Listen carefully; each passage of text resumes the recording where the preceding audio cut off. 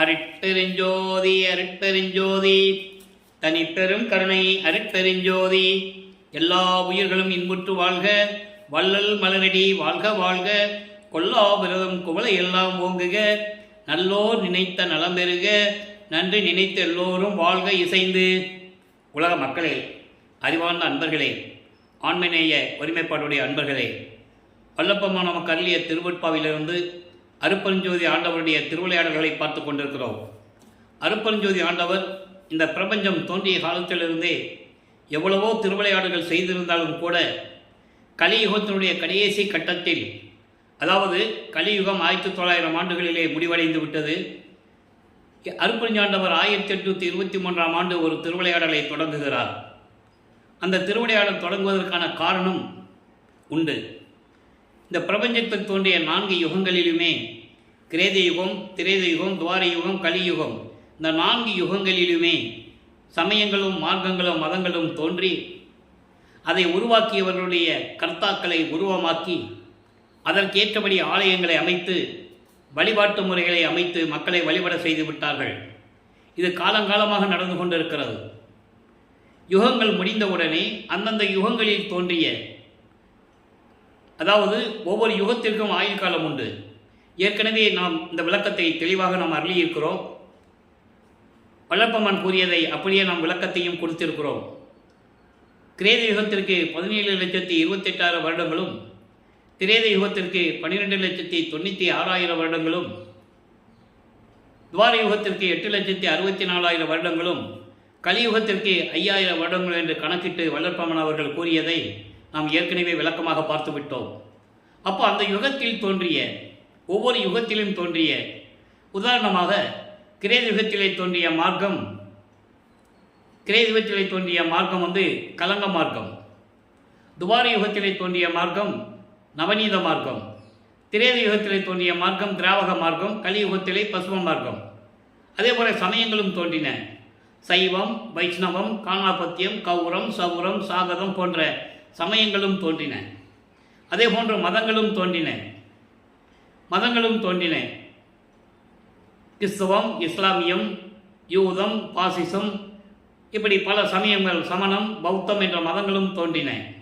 இந்த ஒவ்வொரு மதங்களும், ஒவ்வொரு சமயங்களும், மார்க்கங்களும் அந்தந்த யுகத்திலே தோன்றி அந்த யுகம் முடிந்தவுடனே அழிந்துவிடும். இப்போ 4 யுகங்களையுமே அழிந்து விட்டது. அதன் ஆயுட்காலம் முடிந்து விட்டது. இப்போ தோன்றிய சதுர் யுகத்திலே வல்லப்பமானவர்கள் இந்த யுகத்தை ஒளி யுகம் என்று கூறுவார். இந்த சதுர் யுகத்திலே வாழ்கின்ற மக்களுக்கென்று ஒரு மார்க்கம் வேண்டும். அந்த ஆன்மீக மார்க்கமாக இருக்க வேண்டும். அந்த மார்க்கம் சமரசமாக இருக்க வேண்டும். அதனால் அருப்பெருஞ்சோதி ஆண்டவர் சுத்த சன்மார்க்கத்தை உருவாக்கி அதை தன் மகன் கையில் கொடுத்து ஒப்படைத்து இந்த பிரபஞ்சத்தை இயக்க வைக்க வேண்டும் என்பதற்காகத்தான் தன் அருளால் பெற்றெடுத்த ஓர் ஆண்மகனை செல்வப்பிள்ளை என்று பெயரிட்டு வளர்த்து கொண்டிருக்கிறார். பிரம்மன், திருமால், ருத்திரன், மகேசனுடைய ஆயுட்காலம் முடிந்தவுடனே அந்த 4 தொழில்களையும் சேர்த்து சதாசிவம் செய்து கொண்டிருக்கிறார். சதாசிவம் 5 தொழில்களை செய்து கொண்டிருக்கும் போது அவருடைய ஆயுள்காலம் என்பது செயலாற்றக்கூடிய காலம் முடிவடைவ 51 ஆண்டுகள் இருக்கின்ற அந்த காலகட்டங்களில் தனது மகனை ஒரு தாயின் வழியாக இந்த பூலோகத்திற்கே வருவிக்க செய்கிறார். அந்த திருவிளையாடலிலிருந்து நாம் பார்த்து கொண்டிருக்கிறோம். ஒரு தாயின் வழியாக வருவிக்க உற்ற இடம் சிதம்பரம் அருகிலே மருதூர் என்ற கிராமத்திலே ராமையா பிள்ளை சின்னையம்மையார் என்பவர்களுடைய இல்லற வாழ்க்கையில், உலக வாழ்க்கையில் இவர் மகனாக வருவிக்க உற்றார். வருவிக்க உற்றார் என்பதற்கு ஏற்கனவே விளக்கங்கள் கொடுத்தாகிவிட்டது. வருவிக்க உற்றார் என்பவருக்கு பிறப்பு இறப்பு இல்லை. அவர் இறைவனுடைய மகன், இறைவனால் வருவிக்க உற்றவர் என்பதை நீங்கள் புரிந்து கொள்ள வேண்டும். ஏற்கனவே சின்னம்மையாருக்கு, ராமையா பிள்ளைக்கும் இந்த உலகியலிலே பிறந்த குழந்தைகள் 4 பேர் உண்டு. அவர்கள் பிறந்தவர்கள், அவர்கள் உலகியலிலே பிறந்தவர்கள் 2 ஆண் 2 பெண் உண்டு. இவர் வருவிக்க உற்றவர். ஆனால் உலகியலுக்காக 5 குழந்தைகள் என்ற நிலை உண்டு. அப்போது இவர் அந்த ஒரு தாயின் கருவறையிலே இருக்கும்போது இறைவனுடைய திருவிளையாடல் எப்படி நடந்தது என்பதை நாம் ஏற்கனவே விளக்கமாக பார்த்தோம். ஒரு தாயின் கருவறையிலே தன் மகனை இருக்க வைத்து, மகன் அந்த கருவறை இருட்டாக இருக்கிறது என்று சொல்லும்போது தன் மகனுக்கு ஒளிகாட்டியதையும், தன் மகன் தந்தையிடம் தந்தை பசிக்கிறது என்று கூறும்போது அருளமுதம் ஊட்டியதையும், இதெல்லாம் ஒரு தாயின் கருவறையிலே நடக்குது. வல்லப்பமானவர்கள் தெளிவாக அருளியிருக்கிறார்கள். அதன் பிறகு உடம்பு புழுக்கமாக இருக்கிறதை காத்தே வரலேன்னு சொல்லும்போது தன் மகனுக்கு அமுதக்காற்று தென்றல் காற்று வீசியதையும் எல்லாம் இந்த நிலைகளை எல்லாம் பார்த்து விட்டோம். அதன் பிறகு தனது மகன் இந்த பூலோகத்திலே இந்த மண் உலகை தொடும்போது தேவர்கள் எல்லாம் எப்படி அவரை வந்து வாழ்த்தினார்கள் என்ற விளக்கத்தையும் பார்த்தோம். பிரமன் திருமால் முதல் அத்தனை பேரும் எங்களை ஆளப்போகும் அருள்கடலே என்று சொல்லி வாழ்த்தி வணங்குகிறார்கள். அதன் பிறகு நமது குழந்தை இறைவன் பிள்ளை பெருமானவர்கள் 5 மாத குழந்தையாக இருக்கும்போது சிதம்பரத்திலே ஒரு திருவிழாவிற்காக செல்லுகிறார்கள். அங்கே சிதம்பரத்திலே தன் மகனுக்கு அருட்பெருஞ்சோதி ஆண்டவர் எப்படி வெளியாக காட்டினார் என்பதை நாம் ஏற்கனவே விளக்கமாக பார்த்து விட்டோம். அதற்கான பாடல்கள் உண்டு. ஒவ்வொரு முறையும் அந்த விளக்கத்தை நாம் பார்த்து கொண்டிருக்கிறோம். தில்லை தளத்திடையே திரை தூக்க தரிசித்த போது மெய்வகை மேல் காட்டாதே எந்தனக்கே வெளியாய் காட்டிய மெய்வரவா மெய்ப்பொருளை என்று கூறுவார். அதாவது எல்லாருமே அந்த திரையை விலக்கி நடராஜனை தரிசனம் பண்ணிட்டு இருக்காங்க, வணங்கிட்டு இருக்காங்க இல்லையா? இது நடைமுறையில் இருப்பது. ஆனால் அருட்பெருஞ்சோதி ஆண்டவர் தன் மகனுக்கு வெளியாக காட்டுகிறார். அதாவது வேய்வகை மேல் காட்டாதே என்று கூறுவார். வேய்வகை மேல் காட்டாதே என்பது உருவம் இல்லாமல் அந்த உருவத்திற்கு ஆடை அணிந்து அதாவது நகைகளை போட்டு கையில் ஒரு ஆயுதத்தோடு நிற்கிற மாதிரி இப்படியெல்லாம் உருவம் கிடையாது அருட்பெருஞ்சோதி ஆண்டவருக்கு. அதனால் தன் மகனுக்கு வெளியாக காட்டுகிறார் என்பதை நாம் ஏற்கனவே பார்த்து விட்டோம். அதன் பிறகு ராமையா பிள்ளை அவர்கள் காலமான உடனே சின்னம்மையார் அவர்கள் இந்த 5 குழந்தைகளையும் அழைத்து கொண்டு அந்த அம்மையார் பிறந்த ஊரான பொன்னேரி பக்கத்தில் இருக்கின்ற சின்னக்காமனம் என்ற கிராமத்திற்கு செல்லுகிறார்கள். அங்கே சில காரணங்களால் இருக்க முடியவில்லை. அதன் பிறகு சென்னையிலே வந்து குடியேறுகிறார்கள். சென்னையிலே அவர்கள் குடியிருந்த பகுதி ஏழுகணர் தெரு என்ற பகுதியிலே வீராசாமி முதலியார் தெருவிலே குடியேறுகிறார்கள். நமது குழந்தை இறைவன் வல்லப்பெருமானவர்கள், வல்லப்பெருமான் அதாவது வள்ளலார் என்று அழைக்கப்பட்டது மக்களால் அழைக்கப்பட்டவர் திரு அருட்பிரகாச வள்ளலார் என்று அந்த பெயர் நிலைத்து விட்டது. பிள்ளை பெருமான் என்பது பிள்ளை பெருமான் என்று நாம் கூறுவது அருட்பெருஞ்சாண்டவர் தன் மகனுக்கு வைத்த பெயர் செல்வப்பிள்ளை. அதனால் நான் பிள்ளை பெருமான் என்று கூறுவதுண்டு. உலகியலிலே அவருக்கு வைத்த பெயர் ராமலிங்கம் என்ற பெயர். அப்போது நமது பிள்ளை பெருமான் அவர்கள் தாங்கள் குடியிருந்த பகுதியில் இருக்கும்போது வளர்ந்து கொண்டிருக்கிறார். பள்ளியிலே சேர்க்க வேண்டிய காலம் வந்து விட்டது. பள்ளியிலே கொண்டு சேர்க்கிறார்கள். இவரால் பள்ளியில் படிக்க முடியவில்லை என்று சொல்லுவதை விட அருட்பெருஞ்சோதி ஆண்டவர் அங்கே திருவிளையாடல் செய்கிறார் தன் மகனிடம்.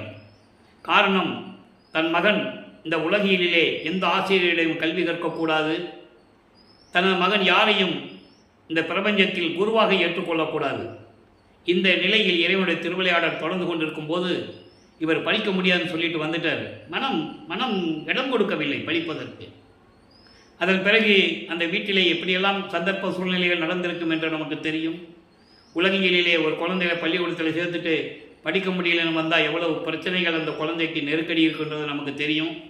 அந்த நிலையில் நமது குழந்தை இறைவன் பிள்ளை பெருமானவர்கள் இருந்து கொண்டிருக்கிறார்கள். அதன் பிறகு அவர் மனம் ஒரு தனிமையான இடத்தை நாடுகிறது. தனிமையில் இருக்கணும்னு அவர் நினைக்கிறாரு. அப்போ அந்த காலகட்டத்தில் கந்தகோட்டம் என்ற ஒரு இடம் இருக்கிறது சென்னையிலே. இப்போ அதை பூக்கடன் சொல்லுவாங்க, பூக்கடன் சொல்லுவாங்க, பாய்க்கடன் சொல்லுவாங்க. அங்கே இருக்குது முருகன் கோயில் இருக்குது. அங்கே போய் இருந்துக்கிறது. யாரும் எந்திரிக்கிறதுக்கு முன்னால் இவர் போய் அங்கே போயிடுறது. எல்லாம் தூங்கின பிறகு தான் அங்கேருந்து வர்றது. இங்கே உலகில் தேடுவாங்கல்ல, ராமலிங்கம் காணோம், எங்கே போனான்னு தெரியல, பசிச்சா சாப்பிட்டானோ சாப்பிடலையான்னு தெரியல. இந்த நிலையே தொடர்ந்து கொண்டு இருக்கிறது. ஆக அருட்பெருஞ்சோதி ஆண்டவர் 1823ஆம் ஆண்டு தொடங்கிய திருவிளையாடல் 30/1/1874 இரவு 12 மணி வரையிலும் நடக்கிறது. இந்த 51 ஆண்டு திருவிளையாடல்களை தனது மகனுக்கு 8 ஆண்டுகளாக பிரித்து எப்படி அருளை கொடுத்து கொண்டிருக்கிறார் என்பதை தான் திருவருட்பாவிலிருந்தே நாம் பார்த்து கொண்டிருக்கிறோம். ஆக வருவிக்கவுற்ற முதல் 8 ஆண்டுகளில் எந்த விதமான பலனும் கிடைக்கவில்லை.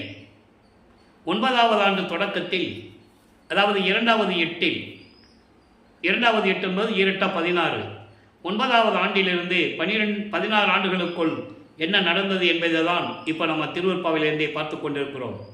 ஆக இறைவன் 9வது ஆண்டிலே ஆட்கொள்ளுகிறார்.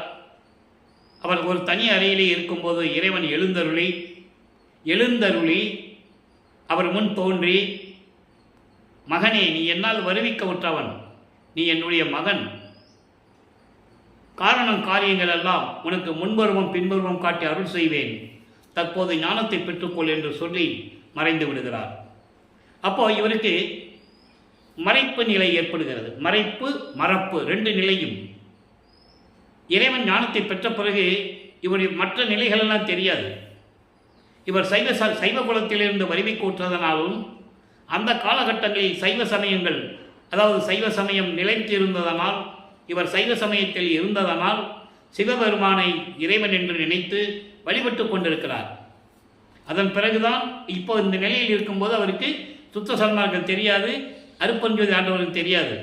இறைவன் சிவபெருமான் தான் கடவுள் என்ற நிலையில் தன் மகனை வைத்து கொண்டிருக்கிறார். காரணம், தனது மகன் சமயங்களிலும் மதங்களிலும் மார்க்கங்களிலும் கூறப்பட்ட நெறிமுறைகளை பின்பற்றி கொண்டு இருக்க வேண்டும். சைவ சமயத்தின் தலைவனாகிய சிவபெருமானை கடவுளாக ஏற்றுக்கொண்டு வழிபட வேண்டும்.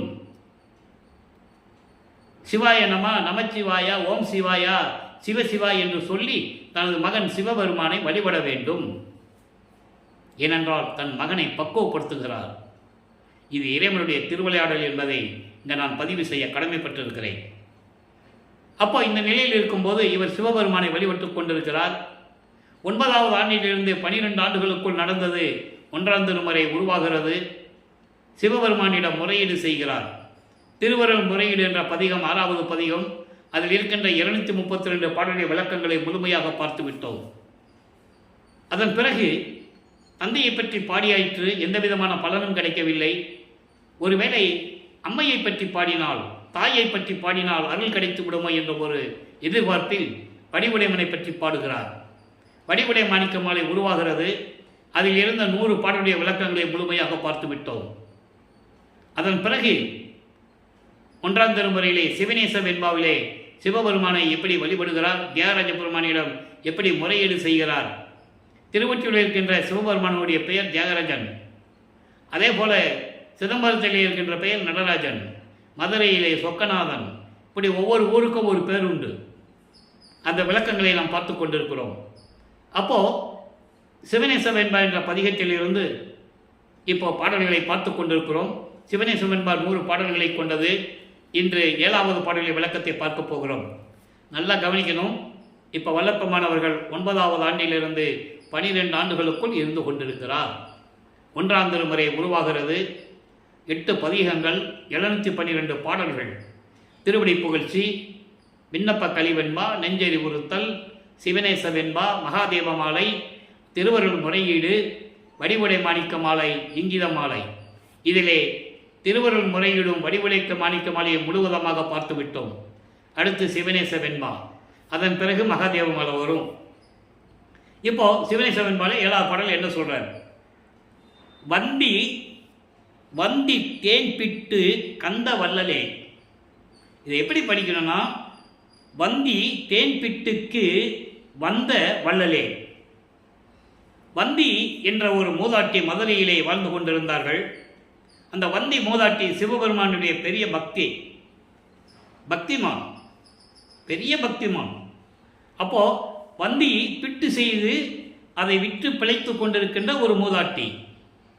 வந்தியினுடைய பிட்டுக்கு வந்த வள்ளலே என்று கூறுகிறார். மதுரையிலே பிட்டு விற்று கொண்டிருந்த பிழைத்து கொண்டிருந்த அந்த மூதாட்டிக்கு இவர் காட்சி கொடுக்க வேண்டும், ஆட்கொள்ள வேண்டும். அப்போ மதுரையிலே இருக்கின்ற வைகை ஆற்றிலே வெள்ளம் வர செய்கிறார். இதை திருவடி புகழ்ச்சியிலே கூறியிருப்பார் வளர்ப்பமானவர்கள். 2 வைகையின் கரையின் மண்பட பல்கால் எழுந்து விளையாடும் பதம் இல்லையா? அப்போ அந்த வைகைக்கரை உடையுது. வீட்டுக்கு ஒரு நாள் வேலை செய்யணும். இது மன்னனுடைய, பாண்டிய மன்னனுடைய கட்டளை. வந்தி கிழவிக்கு மகன் இல்லை. இவர் வந்திக்கு மோட்சம் கொடுக்க வேண்டும், வந்திக்கு அருள் செய்ய வேண்டும் என்பதற்காக வந்திக்கு கிளவிட்ட போய், நான் உன் மகனாக வேலை செய்ய போகிறேன், நீ எனக்கு பிட்டு கொண்டு வந்து கொடுன்னு சொல்லுவாங்க. அந்த அம்மா சரியின் மகிழ்ச்சியோட பிட்டு கொண்டு கொடுக்க பிட்டு சாப்பிட்டு இவர் தூங்கிடுவார். ஏன்னா திருவிளையாடல் நடக்கணும்ல. அப்போது அங்கே இருக்கிற பாண்டியனுடைய ஆட்கள் எல்லாம் இவரை வந்து அடிப்பாங்க. அந்த அடி எல்லார் மேலேயும் விழுகும். அப்போ தான் உணர்ந்து கொள்ளுகிறார்கள் வந்தது இறைவன் என்று உணர்ந்து கொள்ளுகிறார்கள். அதே போல் மாணிக்கவாசகருக்கும் உண்டு.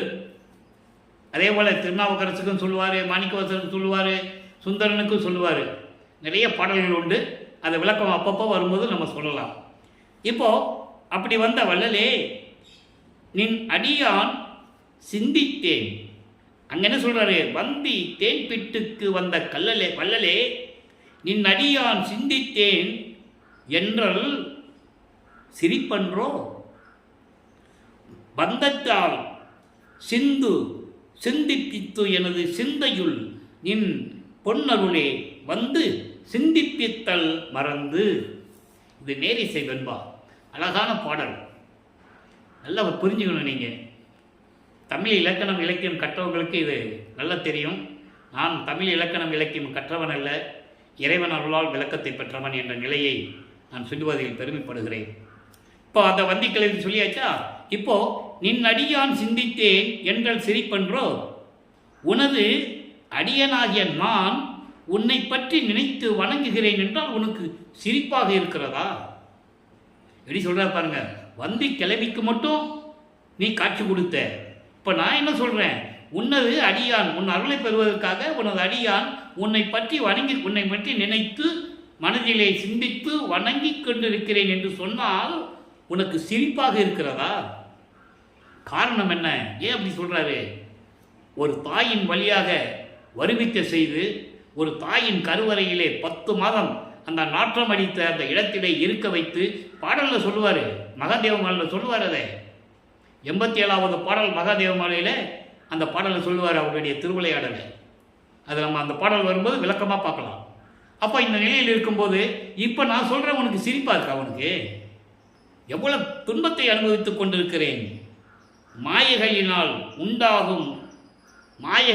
உண்டாகும் இந்த எண்ணங்களை எல்லாம் நீக்கி உலகிலே இருந்து நீ வருவிக்க செய்தனால் எனக்கு ஏற்பட்ட அந்த மாயைகளையும் மயக்கங்களையும் எல்லாம் நீக்கி அந்த சிந்தனைகளையும் நினைவுகள் எல்லாம் நீக்கி எனது உள்ளத்தில் உனது பொன்னான திருவடிகள் மட்டும் இருக்க வேண்டும். நான் அதை எப்போதும் சிந்தித்து கொண்டே இருக்க வேண்டும். அந்த மாதிரி நீ எனக்கு அருள வேண்டும். மறந்தும் இருந்து விடாதே. நான் உன் மகன் அல்லவா? உன்னால் வருவிக்க உற்றவன் அல்லவா?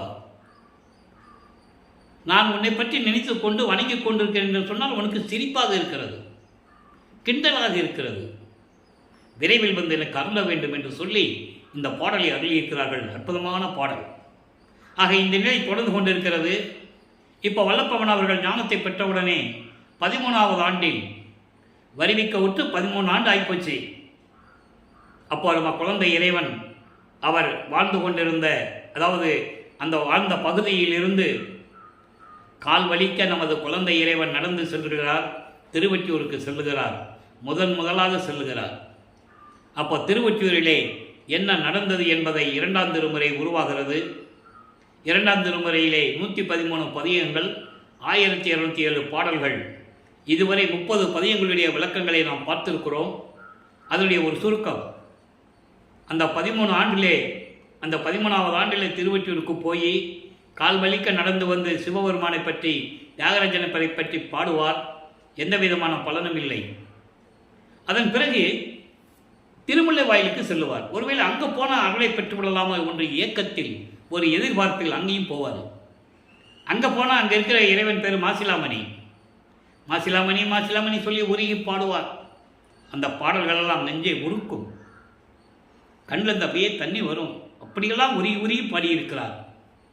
என்னை வருவிக்க செய்துவிட்டு, என்னை தெருவில் விட்டுவிட்டு, நீ வாட்டுக்கு ஊமை மாதிரி நின்றுட்டு இருக்கீங்க, நான் கால் வலிக்க நடந்து வந்திருக்கேன், என்ன மகனே கால் வலிக்குதா, எப்படி இருக்கிற, என்ன வேணும் உனக்கு, இப்படி ஏதாவது கேட்குறியா என்றெல்லாம் பாடுவார். அங்கேயும் எந்த விதமான பலனும் இல்லை. அதன் பிறகு அங்கே சொல்லிட்டு வந்துடுவார். இனிமேல் உன்னை பார்க்க நான் எங்கேயும் வர்ற மாதிரி தெரியல, இங்கெல்லாம் வர முடியாது, பாரியா காலெல்லாம் வலிக்குதுன்னெலாம் சொல்லுவார். அதன் பிறகு திருவில்லைத்தாயின்னு ஒரு இடம் இருக்குது, சென்னைக்குள்ளேயே இருக்குது. வில்லிவாக்கத்துலேருந்து கொஞ்சம் தூரம் 15 கிலோமீட்டர்னு சொல்கிறாங்க. அங்கே போய் பார்க்கலாம் நீங்கள். அங்கேயும் போய் உருகி உருகி பாடுவார். எந்த விதமான பலனும் இல்லை. அங்கே தான் சொல்லுவார், பெற்ற மகனை தெருவில் விட்டு விட்டானே என்று சொல்லி உன்னை இகழ்ந்து பேசுவார்களே, உன் மீது பழி சுமத்துவார்களே, அதற்காகத்தான் நான் பயப்படுகிறேன் என் தந்தையே. உன்னை இந்த பழி சொல்லும் இழி சொல்லும் சூழ்ந்து விடுமே என்றுதான் நான் பயப்படுகிறேன், வருத்தப்படுகிறேன். அதற்காகவது வந்து என்னை ஆட்கொள்ள வேண்டாமா நீ என்றெல்லாம் பாடுவார். எந்த விதமான பலனும் இல்லை. இந்த நிலைகள் தொடர்ந்து கொண்டிருக்கிறது. அதன் பிறகு திருவொற்றியூருக்கு வருகிறார். இனிமேல் திருவில்லைத்தாயம் திருவில்லைவாயெல்லாம் போக மாட்டார். இப்போ திருவொற்றியூரிலே சென்று நெஞ்சு உறுத்த திருநேரிசை என்ற ஒரு பாடலிலே 22வது பாடலுடைய விளக்கத்தை பார்க்க போகிறோம். இதுவரை 21 பாடலுடைய விளக்கங்களை பார்த்திருக்கிறோம். இந்த பாடலுடைய மைய கருத்து மனதிடம் சொல்லுவது. இப்போ வல்லப்பமானவர்கள் 2வது இருந்து கொண்டிருக்கிறார்கள் அல்லவா? 16 ஆண்டுகள் ஆகிறது. 16வது ஆண்டிலே ஒரு ஆண்மகனுடைய மனநிலை எப்படி இருக்கும் என்பதை உலகியலிலே நாம் பார்த்திருக்கிறோம். இப்போ இதுவரைக்கும் இறைவனுடைய மகன் என்று தெரியும் அவருக்கு. இறைவனை அருளை பெற முடியவில்லை, வெளியே யார்த்தையும் சொல்லவும் முடியாது. இந்த நிலையில் இருக்கும்போது மனதினுடைய நிலையை கூறுகிறார். அதான் இந்த பாடலுடைய மைய கருத்து. மனதை ஒருநிலைப்படுத்துகிறார். அதை மனதிடம் சொல்லுவது போல இந்த பாடலை எழுதியிருக்கிறார்கள், அருளியிருக்கிறார்கள். அதை பார்த்து கொண்டிருக்கிறோம். ஓது நெறி ஒன்று உளது, ஓது நெறி ஒன்று உளது என் உள்ளமே ஓர்தி. ஓர்தின்னா நீ தெரிந்து கொள்வாயாக, உணர்ந்து கொள். நான் சொல்லுவதை தெரிந்து கொள், உணர்ந்து கொள், அதன்படி நடந்து கொள் என்று பொருள். ஓர்தி அது தீதி நெறி சேரா சிவநெறியில், தீதி நெறி சேராத சிவநெறியில் போது நெறிபோதம் பிடிக்கும் வயல் ஒற்றியப்பன் தொண்டர் திருப்பாதம் பிடிக்கும் பயன். இது பாடல். இந்த பாடலுடைய விளக்கம் பாருங்க. அதாவது ஓது நெறி ஒன்று உள்ளது என் உள்ளமே, என் மனமே, இறைவனை வணங்குவதற்கென்று ஒரு நெறி உள்ளது. அதுதான் சைவ நெறி, சிவநெறி. அந்த நெறி ஒன்று உள்ளது. அதை முதல்ல நீ தெரிஞ்சுக்கோ. இறைவனை வழிபடுவதற்கு அதற்கென்று ஒரு நெறி உள்ளது என் மனமே, அதை முதல் நீ தெரிந்து கொள். அது தீமைகள் சேராத ஒரு நெறி, தீமைகள் சேராத ஒரு நெறி. அந்த நெறிதான் சிவநெறி. அப்படி சிவநெறியில் போது நெறி போதம் பிடிக்கும் வயல், அந்த சிவநெறியில் தான் நாம் சென்று கொள்ள வேண்டும். அந்த சிவநெறியில் நாம் நடக்க வேண்டும். அப்படிப்பட்ட சிவநெறியில் இருக்கின்ற ஒரு இறைவன் திருவொற்றியூரிலே இருக்கின்றான். அந்த திருவொற்றியூர் எப்படிப்பட்டது? நீர்நிலைகளும் வயல்களும் சோலைகளும் நந்தவனங்களும் நிறைந்த திருவொற்றியூரிலே இருக்கின்ற அப்பன், திருவொற்றியூரில் இருக்கின்ற இறைவன், அந்த இறைவனுடைய தொண்டர்களுடைய திருப்பாதம் பிடிக்கும் பயன். தொண்டர்களுடைய திருப்பாதங்களை வணங்கினாலே போதும், எல்லா பலனும் கிடைக்கும். சிவபெருமானுடைய அடியார்கள், சிவனை அடியார்களுடைய திருப்பாதங்களை நாம் வணங்கினாலே எல்லா நன்மைகளும் கிடைக்கும் என்று சொல்லுகிறார். இது அவருடைய நிலையை சொல்லி மனதிடம் சொல்லுகிறார். இப்போ மனதை ஒரு நிலைப்படுத்த வேண்டும் என்ற நிலையை இந்த பாடலில் நமக்கு அருளியிருக்கிறார்கள். ஆக வல்லப்பமானவர்கள் வருவிக்க உற்று 16 ஆண்டுகள் வரையிலும் இந்த நிலை தொடர்ந்து கொண்டிருக்கிறது. இப்போ 3வது அடியெடுத்து வைக்கிறார். 3/24. 17வது ஆண்டிலிருந்து 24 ஆண்டுகளுக்குள் என்ன நடந்தது என்பதை 3ஆம் திருமுறையிலிருந்து நாம் பார்த்து கொண்டிருக்கிறோம். 3ஆம் திருமுறையில் இருக்கின்ற 19 பதியங்களிலும் 235 பாடலுடைய விளக்கங்களை நாம் முழுமையாக ஏற்கனவே பார்த்து விட்டோம். அதனுடைய ஒரு சுருக்கம். இந்த சுருக்கத்தை சொன்னால்தான் அடுத்த பணம் மக்களுக்கு விளங்கும். அப்போது திருவொற்றியூருக்கு போகிறார். இப்போ நிலைகள் மாறுகிறது, ஆண்டுகள் உருண்டோடுகிறது, காட்சிகளும் மாறுகிறது. இப்போ தியாகராஜ பெருமாள் கோயில் நின்று அவரை பற்றி பாடும்போது இப்போது காட்சி கொடுக்கிறார், மறைந்து விடுகிறார். இந்த நிலை தொடர்கிறது. அப்போ இவருடைய மனம் ஏங்குகிறது. இறைவனுடைய அருளை பெறவே முடியவில்லையே. இதுவரையில் காட்சி கொடுக்காத இறைவன் இப்போ காட்சி கொடுக்கிறார், பேசுவதில்லை. அருளை கொடுப்பாரா கொடுக்க மாட்டாரா? கொடுத்தால் எப்போ கொடுப்பார்? இது இயற்கை. இந்த மனநிலை எல்லாருக்குமே இருக்கும் இல்லையா? அப்போ அந்த நிலையில் இருக்கும்போது இறைவனிடம் முறையீடு செய்து பிரயோஜனம் இல்லைன்னு சொல்லி நாரையும் கிளிகளையும் தூது அனுப்புவார். நாரையும் கிளியும் நாட்டூரும் தூது என்ற பதிகத்தில் இருக்கின்ற அத்தனை பாடலுடைய விளக்கங்களை முழுமையாக பார்த்து விட்டோம். தன்னுடைய மனநிலையை, தன் மனதில் இருக்கின்ற இயக்கத்தை, அந்த எதிர்பார்ப்பை, அந்த பரிதவிப்பை தியாகராஜ பெருமானிடம் போய் சொல்லு என்று சொல்லி ஒரு நாரையிடம் சொல்லி நீ போய் தியாகராஜ பெருமானிடம் சொல்லு என்று சொல்லுவார். அந்த பாடல்கள் எல்லாம் தன்னை ஒரு தலைவியாகவும் இறைவனை தலைவனாகவும் உருவகப்படுத்தி தன்னை ஒரு பெண்ணாக உருவகப்படுத்தி அந்த பாடலை எழுதியிருப்பார். காரணம், காதலை சொல்ல வேண்டும் என்றால் ஒரு ஆணும் பெண்ணும் இருக்கணும். அந்த நிலையில் அந்த பாடல்கள் இருக்கும். ரொம்ப அருமையாக இருக்கும். நாரையே, நீ போய் தியாகராஜ பெருமானிடம் போய் சொல்லு, உன்னால் வருவிக்க உற்றவன் உனது மகன், அங்கே பெண் என்று சொல்லுவார். அது இருக்கட்டும். உனது மகன் தவித்துக் கொண்டிருக்கிறான், தூங்குவதில்லை, உண்ணுவதில்லை, ஒரு இடத்தில் நிலையாக இருப்பதில்லை, நீ எப்போ வந்து அருளை கொடுப்பாய் என்று தெரியாமல் துன்பப்பட்டு கொண்டிருக்கிறார். என்னை கேட்டு இந்த நிலையை கேட்டு உன்னிடம் சொல்லி பதிலை வாங்கி வர சொல்லி என்னை அனுப்பியிருக்கிறார்கள். என்ன பதில் சொல்லப் போகிறாய் என்று கேட்கும் பொழுது அங்கே எந்த விதமான பதிலும் கிடைக்காது. நாரையும் திரும்பி வராது. உடனே கிளிகளை அனுப்புவார், ஒரு கூட்டத்தை அனுப்புவார். அதற்கும் பதில் இல்லை. இந்த நிலைகள் தொடர்ந்து கொண்டிருக்கிறது. இப்போ ஒரு குறைக்கு பின்னாடி போய் குறி கேட்கிறது. ஏன்னா உலகியல் அதான் செய்வாங்க. ஒரு குடும்பத்தில் ஏதாவது பிரச்சனை வருது, குழப்பங்கள் வருதுன்னா போய் குறி பார்ப்பாங்க, ஜோசியம் பார்ப்பாங்க, ஜாதகம் பார்ப்பாங்க, எல்லா நிலைகள் நடக்கும். அந்த நிலையில் நமது பிள்ளை பெருமானவர்கள் இருக்கும்போது அந்தந்த பதிகத்திலே இருக்கின்ற பாடலுடைய விளக்கங்களை எல்லாம் பார்த்து விட்டோம். எந்த விதமான பலனும் இல்லை. இப்போ திருவிழா வீதி என்ற ஒரு பதிகம் இருக்கிறது. திருவிழா திறம் என்று சொல்லுவார். இப்போ பவனி வரும்போது தேரில் வச்சு தேர்ஜன அப்படியே தெருவழியை தேரில் வச்சு கூட்டு வருவாங்க. திருவொற்றியூரெல்லாம் தேரோடும் வீதிகள் அந்த காலத்தில். அப்போ அந்த நிலையில் இருக்கும்போது ஒவ்வொரு தெருவிலும் போய் நிற்பார். ஒவ்வொரு தெருவிலையும் காட்சி கொடுக்குறதும் சரி, எந்த விதமான பலனும் இல்லை, அருளையும் பெற முடியவில்லை. அதன் பிறகு இந்த மனநிலையில் நமது பிள்ளை பெருமானவர்கள் இருந்து கொண்டிருந்த போது 24 ஆண்டுகள் முடிவடையப் போகிறது. இந்த பூலோகத்திற்கு வருகை விட்டு 24 ஆண்டுகள் முடியப் போகுது. அந்த நிலையிலே 19வது பதிகத்திலே காதல் மாட்சி என்ற பதிகத்திலே இருக்கின்ற பாடலுடைய விளக்கங்களையும் பார்த்தோம்.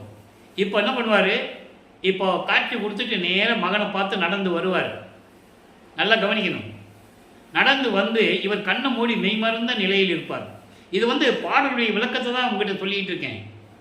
கதையாவோ கற்பனையாவோ சொல்வதில்லை. பாடலில் சொல்லப்பட்ட விளக்கங்களை இறைவன் கொடுத்த அருளால் உங்களுக்கு விளக்கங்களை நான் கொடுத்து கொண்டிருக்கிறேன். கண்ணை மூடி மெய்மறந்து இருப்பார். இறைவன் வருவார், எப்படி அருளை கொடுத்துருவார்னு சொல்லி மெய்மறந்து இருக்கும்போது தலையை கோதி விடுறது, கன்னத்தை கிள்றது, பேசுறது இல்லை, உடம்பை தடவி விடுறது, காதை கிள்றது, இந்த சேட்டைகள்லாம் நடக்கும். இவருக்கு ரொம்ப சந்தோஷமாக இருக்கும். எப்படி அருளை வாங்கிடலாம் இன்னைக்குன்னு சொல்லி அப்படியே பார்த்துட்டு இருக்கும்போது திடீர்னு கண்ணை முடிச்சு பார்ப்பாரு. என்ன இது சத்தத்தையும் காணோம், எங்கே போனாருன்னு கண்ணை முடிச்சு பார்க்கும்போது திரும்பி பார்க்காமல் சிவபெருமான் தெருவழியாக ஓடுவார். இவர் பின்னாலே ஓடணும். ஏன் அவர் ஓடணும்? அதுக்கும் விளக்கம் கொடுத்தாச்சு. ஏன்னா இன்னும் ஆண்டுகள் இருக்கிறது. இனி 51 வருஷத்தில் 24 வருஷம் தான் முடிஞ்சிருக்கு. இப்போ இவங்கிட்ட மாட்டினோம்னா, சிக்கிட்டோம்னா எல்லா விலையும் கெட்டு போகும், விட மாட்டான் அப்படின்னு சொல்லி அவருக்கு தெரியும். அதனால் திரும்பி பார்க்காமல் ஓடுகிறார். இவரும் பின்னாலேயே ஓடிய ஓட்டத்தை பிடிக்க முடியலன்னு சொல்லுவதை எல்லா பாடலுடைய விளக்கங்களையும் பார்த்து விட்டோம். அப்படி ஓடும்போது அங்கே இருக்கிறவங்க கேட்பாங்கல்ல, ஏன்னா இவர் அங்கேயே இருக்கிறனால எல்லாத்துக்கும் பரிச்சயமாயிட்டார், எல்லாத்துக்கும் பழக்கமாயிடுச்சுல்ல, என்ன ராமலிங்க தெருவழியாக ஓடுறான் அப்படின்னு கேட்பாங்கல்ல.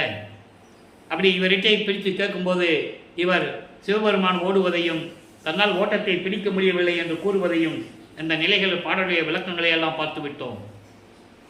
அப்போ அவங்க செய்கிற கிண்டல்கள், கேலி பேச்சுகளை எல்லாம் கேட்டு அதற்கான பதிலையும் கொடுத்துக்கிட்டு இருப்பார். நீங்கள் என்ன சொன்னாலும் சரி, இறைவன் மீது உள்ள காதலை, இந்த காதலை என்னால் கனவில் கூட மறக்க முடியாது என்று கூறுவார். இந்த நிலைகள் தொடர்ந்து முடிந்து கொண்டிருக்கிற காலகட்டங்களில் வல்லப்பெருமான் அவர்கள் 4வது எட்டில் அடி எடுத்து வைக்கும்போது 4ஆம் திருமுறை உருவாகிறது. 8 பதிகங்கள், 197 பாடலுடைய விளக்கங்களை முழுமையாக பார்த்து விட்டோம். அதனுடைய ஒரு சுருக்கம். இப்போ இப்போ வல்லப்பமானவர்கள் 27வது ஆண்டு தொடக்கத்தில், அதாவது 1850வது ஆண்டு தொடக்கத்தில் இவருக்கு கல்யாணம் பண்ணணும்னு சொல்கிறாங்க. இவர் முதல்ல முடியாதுன்னு சொல்கிறாரு. இல்லை பண்ணி தான் ஆகணும்னு சொல்கிறாங்க. ஏன்னா குடும்பத்தில் ஒரு பையன் இந்த மாதிரி இருக்கும்போது கால் கட்டு போட்டால் சரியாக போகும்னு சொல்லுவாங்க உலகியலில். அந்த மாதிரி இவருக்கு ஒரு கல்யாணம் பண்ணணும்னு சொல்கிறாங்க. அந்த பொண்ணு யாருன்னா, இவர் வருவிக்க உற்றதனால் ஏற்பட்ட சொந்தமாகிய அக்காவுடைய மகள். வருவிக்க உற்றதனால் ஏற்பட்ட சொந்தம். வல்லப்பமர்களுக்கு எந்த சொந்தம் பந்தமெல்லாம் கிடையாது. அவர் இறைவனுடைய மகன். உலகியில் இருந்தனால் அது சொந்தம், அது ஏற்றுக்கொள்ளப்பட்டது. அப்போ இந்த பொண்ணு வந்து பிறக்கிறாங்க. அந்த தனக்கொடி அம்மையார் ஏன் பிறக்கிறாங்க என்பதை இவர் தாலி கட்டணும். அதுக்காக அந்த அம்மா வந்து அங்கே பிறக்கணும். அப்போ அந்த அம்மாவுக்கு இவர் தாய்மாமன் ஆகணும். இந்த நிலை தான் உருவாகணும். அந்த நிலை இறைவனுடைய திருவிளையாடலால் உருவாகிறது. அப்போது கல்யாணம் பண்ணணும்னு சொல்லும்போது இவர் முதல்ல முடியாதுன்னு தான் சொல்லுவார். அதுக்கப்புறம் ஒரு திருவொற்றியூரில் அடிக்கடி ஒரு சாமியாரை போய் பார்க்கலான்னா, அந்த சாமியாரை கிட்ட கூட்டு போவாங்க. அந்த சாமியார் வேறு யாரும் இல்லை, அருப்பெருஞ்சோதி ஆண்டவர். இப்போ தான் அவருக்கு தெரியும், சுத்த சன்மார்க்கருக்கு தெரியும், அருப்பெருஞ்சோதி ஆண்டவர் தான் இறைவனும் தெரியும். இது வரைக்கும் சமயத்துடைய தலைவன் சிவபெருமானை தான் அவர் வணங்கிட்டு இருக்கிறார். அதில் தான் அவர் திருவிளையாடல் செஞ்சிட்டு இருக்கிறார், அந்த ரூபத்தில். அதை என்பதை நீங்கள் புரிஞ்சுக்கொள்ளணும். அப்போ இந்த நிலையில் இருக்கும்போது தந்தையிடம் அனுமதி வாங்கி கொண்டு சரின்னு சொல்லிட்டார். அப்போ கல்யாண ஏற்பாடு நடக்குது. அந்த கல்யாண நிகழ்ச்சியில் எல்லாம் உட்கார்ந்துட்டு இருக்காங்க. அங்கே பிரம்மனும் திருமாலும் ருத்திரனும் வானவர்களும் முனிவர்களும் ரிஷிகளும் சத்தர்களும் சக்திகளும் எல்லாமே இங்கே காத்துக்கிட்டு இருக்காங்க வாழ்த்துவதற்காக. இதை பாடலில் இருக்கின்ற விளக்கத்தை முழுமையாக பார்த்து விட்டோம். ஆக திருமணம் முடிந்தது. இவர் தாலி கட்டியாச்சு. அந்த அம்மாவுக்கு தாலி கட்டி விமோசனத்தை கொடுத்து சஞ்சீதம் பிராரத்தம் மகாமியம் போன்ற கர்ம வினைகளை எல்லாம் நீக்கி அந்த அம்மாவுக்கு விமோசனத்தை கொடுக்கிறார். அதன் பிறகு உலகியலை துறக்க வேண்டும், பந்த பாசங்களை விட வேண்டும், சமயங்கள் மதங்கள் மார்க்கங்கள் சொல்லப்பட்ட நெறிகளை விட வேண்டும். சரிய கிரிய யோகம் என்ற 12 நிலைகளை ஏற்கனவே அவர் கடந்து விட்டார். அவரை அறியாமலேயே அவர் கடந்து விட்டார். சரியை என்பது உருவ வழிபாடு, தான் ஏற்றுக்கொண்டுள்ள தலைவனை உருவகப்படுத்தி வழிபடுவது, சிவபெருமானை உருவகப்படுத்தி வழிபட்டார். கிரியை என்பது அந்த உருவத்திற்கு மந்திரம் சொல்லி வேள்வி வளர்த்து தேங்காய் பழம் உடைச்சி கற்பூரம் ஏற்றி இப்படியெல்லாம் கும்பிடுறது, யோக நிலையிலிருந்து கும்பிடுறது. இப்படி 12 நிலைகளும் சமயங்களையும் மதங்களையும் மார்க்கங்களையும் சார்ந்தது. சுத்த சன்மார்க்கத்துக்கு அது இல்லை என்பதை நம்ம பார்த்துட்டு இருக்கோம். இப்போ இந்த நிலையில் இருக்கும்போது எல்லாத்தையும் விடணும், சுத்த சன்மார்க்கத்தை வாங்கணும். அப்போது தனது இப்போ என்ன பண்ணார், வெள்ளை அடை அணிந்து அங்கே சென்னையிலே இருக்கிற அந்த அறையிலே பூட்டி தாப்பா போட்டு உள்ளே உட்காந்துட்டார். இனிமேல் நான் எங்கேயும் போக போகிறதில்லை, அங்கேயே தாப்பா போட்டார். எங்கேயும் நான் போக போகிறதில்லைன்னு சொல்லி உட்கார்ந்த உடனே அருப்பெருஞ்சோதி ஆண்டவர் தனது மகன் நிலையை கண்டு அவனுடைய கோபம் நியாயமானது. ஏனென்றால் தனது மகனை வருவிக்க உற்று 32 ஆண்டுகள் வரையிலும் எந்த விதமான அருளையும் கொடுக்காமல் இருந்து கொண்டமே என்று சொல்லி அவர் தெருவழியாக நடந்து வந்து அந்த தெருக்கதவை திறந்து ஒரு காலை உள்ள வச்சு ஒரு காலை வெளியே வச்சு எப்படி தன் மகனுக்கு அருளை கொடுத்தார் என்பதை நாம் ஏற்கனவே பாடல்களில் இருந்த விளக்கங்களை முழுமையாக பார்த்து விட்டோம். இப்போ எல்லா சக்தியும் வாங்கியாச்சு. ஒரு கால் உள்ள வச்சு ஒரு கால் ஏன் வெளியே வச்சு கொடுத்தாருன்றதை நம்ம சொல்லிட்டோம். வீட்டுக்குள்ளே போனோம்னா இவர் பூட்டிக்குவார், அவர் வெளியே போக முடியாது. அவர் வெளியே போக முடியலன்னா 19 வருஷம் பாக்கி இருக்கு, அது வம்பா போயிடும். அதனால் அவருக்கு தெரியும், போனால் மகன் உள்ளே போனால் பூட்டிக்குவான் அப்படின்னு அவருக்கு ஏற்கனவே இவர் சொல்லிட்டு இருப்பார். வரட்டும், நான் பூட்டி 2 தாப்பா போட்டவன வெளியே போக முடியாமல் இங்கேயே அமைக்கு பிடிச்சிக்கிறேன்னு சொல்லுவார். ஒரு பாடல் இருக்கு. ஆக இந்த நிலையில் இருக்கும்போது இப்போ எல்லாத்தையும் துறக்க வேண்டும். இப்போ வல்லப்பெருமான் அவர்கள் இறைவனுடைய குணத்தில் 5வது குணத்தில் இருந்து கொண்டிருக்கிறார். இறைவனுக்கு 8 குணம் உண்டு. தன்மயத்தனாதல், தூய உடம்பினாதல், இயற்கை உணர்வினாதல், முற்றிலும் உணர்தல், இயற்கையாகவே பாசங்களை நீக்குதல். அதில் நிற்கிறார். இப்போ இதுக்கப்புறம் நிறைய இருக்கு. பேரர்கள் உடைமை, இன்ப உடைமை, பேரின்ப உடைமை, வரம்பில் இன்ப உடைமை, இப்படியெல்லாம் உண்டு. ஆக உட்கார்ந்தாரு, உலகில் பற்றுகளை நீக்கினார், உலக விடயங்களை நீக்கினார், சரிய கிரிய யோகம் என்ற 12 நிலைகளையும் நீக்கினார். அதை பாடல்களில் கூறியிருப்பார். அந்த விளக்கத்தையும் நம்ம பார்த்து விட்டோம். சின்னம்பெடி என்ற பதிகத்திலே உண்டு. பன்மார்க்கம் கடந்தேன் என்று சின்னம்பெடி, 12 மேல் நின்று சின்னம்பெடி, அதெல்லாம் உண்டு. 12 மேல் என்பது ஞான சரியை. இப்போ இந்த நிலைகளெல்லாம் முடிந்த பிறகு வெள்ளையாடை அணிந்து கொண்டு தத்துவங்களை கடந்து அண்டங்களை கடந்து, வெளிகளை கடந்து, வெளிகள் என்பது ஏற்கனவே உங்களுக்கு தெரியும், நான் கூறியிருக்கிறேன். பரவெளி, பரம்பரவெளி, பராபரவெளி, பெருவெளி, பெருசுகவெளி, இப்படி வெளிகளை எல்லாம் கடந்து சுத்த சிவஞான வெளிக்கு பறந்து சென்று கொண்டிருக்கிறார். அங்கே அருட்பெருஞ்ஜோதி ஆண்டவர் தன் மகனை வரவேற்க காத்து கொண்டிருக்கிறார். இப்போ வல்லப்பெருமான் அவர்களுக்கு 33 ஆண்டாகிறது. இந்த பூலோகத்துக்கு வரிக்க விட்டு 33 ஆண்டு. எப்படி 13வது ஆண்டிலே முதலாக குழந்தையாக இருக்கும்போது திருவொற்றியூருக்கு சென்றாரோ, அதே போல 33வது ஆண்டில் முதல் முறையாக பறந்து சென்று தன் தந்தையிடம் சுத்த சன்மார்க்கத்தை வாங்குவதற்காக அண்டங்களை கடந்து சென்று கொண்டிருக்கிறார். அதை பாடல்களிலே கூறப்பட்ட விளக்கங்களை முழுமையாக பார்த்தோம். எல்லாமே பாடல்கள் இருக்கு, விளக்கங்கள் இருக்கு, எல்லா விளக்கத்தையும் நம்ம பார்த்தாச்சு. அங்கே போனால் அங்கே போகிறாரு, ஒரே கூட்டமாக இருக்கு. பார்க்குறாரு, என்ன இங்கே ஒரே தேவர்கள்லாம் வெளியே நிற்கிறாங்க, பிரம்மன் திருமால்லாம் நிற்கிறாங்க, ஒன்றுமே காண்மை, யாரும் உள்ளே போகலையோ அப்படின்னு சொல்லிட்டு நிற்கும்போது அங்கே தேவர்கள் சொல்கிறாங்க. ஏன்னா முதல்ல நிற்கிறது தேவர்கள் தான். அதுக்கு முன்னால் பிரம்மன், திருமால், ருத்திரன், மகேஸ்வரன் இவங்கெல்லாம் நிற்கிறாங்க, இந்திரன் நிற்கிறான். அப்போ தேவர்கள் சொல்கிறாங்க, ஏன் நிற்கிறீங்கன்னு இவர் கேட்குறாரு. இது பாடல் உண்டு அன்பர்களே, இது நானாக சொல்கிற கற்பனை அல்ல, திருவருட்பா பாடல்களில் இருக்கிறது. அதனுடைய சூட்சமமான விளக்கங்கள் தான் இந்த விளக்கங்கள். அப்போ அவங்க கை காட்டுவாங்க, சைகை காட்டுறாங்களாம், நீங்கள் போங்க சாமி அப்படின்னு சைகை காட்டுறாங்க. அப்போ போகிறாரு. அங்கே அவங்க அந்த ஞான சபை இருக்காங்க, சத்தியஞான சபை. அந்த சத்தியஞான சபையை தான் மக்களுக்காக இங்கே அருளியது. நல்லா புரிஞ்சுக்கணும் நீங்கள். ஏன்னா மக்களால் அங்கே போக முடியாது, அதனால் மக்களுக்கு இங்கே அனுப்புனது. அப்போது ஏன் அந்த சத்தியஞான சபையை முதல் படியில் கூட அவங்களால் கால் வைக்க முடியாது. ஏன் அங்கே தான் போய் தெரிஞ்சுக்கிறாரு. அவங்கெல்லாம் கொலை செய்தவர்கள், புலால் சாப்பிட்டவர்கள், கொலையும் புலையும் தவிர்த்தவர்கள் தான் சத்தியஞான சபைக்குள்ளே போக முடியும், இல்லை போக முடியாது. ஏதாவது ஒன்று, புலால் சாப்பிடாட்டாலும் சரி, கொலை செஞ்சிருந்தாலும் உள்ளே போக முடியாது. ஏன்னால் இவங்கெல்லாம் கொலை செய்தவர்கள், போரிட்டு உயிர்களை கொன்றவர்கள் என்ற பாடல்களிலே. இதெல்லாம் மக்கள்கிட்ட சொல்லணும். அவங்களுக்கு அந்த சத்தியஞான சபைக்குள்ளே போகிறதுக்கு அவங்களுக்கு தகுதி இல்லை இருக்குது. வல்லப்பெருமான் அவர்கள் சொல்லும்போது அதை மக்களிடம் சொல்ல வேண்டும். போருக்குரியார் அயன் மால் போகி மற்றும் புங்கவர்கள் யாருக்கும் எளியார், யாருக்கும் அறியார், எனக்கு எளியராகி என்னை மாலையிட்டார். அருமையாக சொல்லுவார். ஏன் மகாதேவ மாலையிலே சொல்லுவார், நெடியன் முதல் கடவுள் சமூகத்தோர்த்தம் 1000 பிள்ளைகளையும் பொறுத்து மாயை ஒடிய நேர் நின்ற கருணை வல்லல். கொலை பிரம்மணன் சொல்லும்போது கொலை வருணமாக கொலை பாதகன் என்று சொல்லுவார். பாடல் உண்டு, வகை வகையாக கொலை செஞ்சிருக்கானாம் பிரம்மன்.